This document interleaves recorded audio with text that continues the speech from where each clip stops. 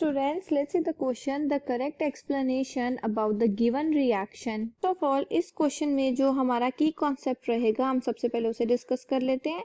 So the key concept here is all about oxidation and reduction. तो हमें पता है कि oxidation and reduction क्या होता है. Oxidation is the loss of electron and reduction is the gain of electron.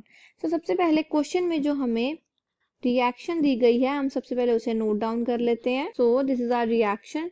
तो हमसे यहाँ क्वेश्चन में पूछा गया है क्या यहाँ पर क्रोमियम ऑक्सीडाइज हो रहा है, रिड्यूस हो रहा है या उसको ऑक्सीडेशन नंबर चेंज नहीं हो रहा. And the option D is hydrogen यहाँ पर रिड्यूस हो रहा है. सबसे पहले हम यहाँ पर in the reactant side Cr2O7 2 negative का हम यहाँ पर इसका ऑक्सीडेशन नंबर कैलकुलेट कर लेते हैं of chromium. Cr2O7 2 negative. So calculate कर लेते हैं.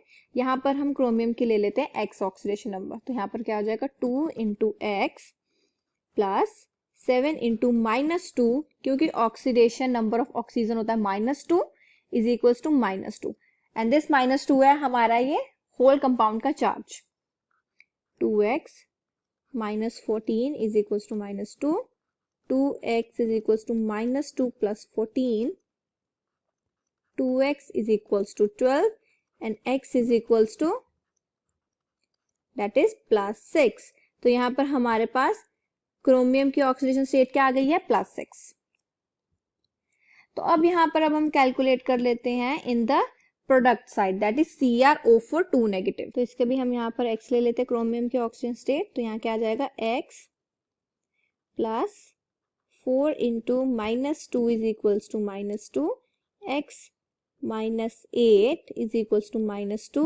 X is equals to -2 plus 8. X is equals to +6. So यहाँ पर भी क्या आ गई क्रोमियम की ऑक्सीडेशन स्टेट +6.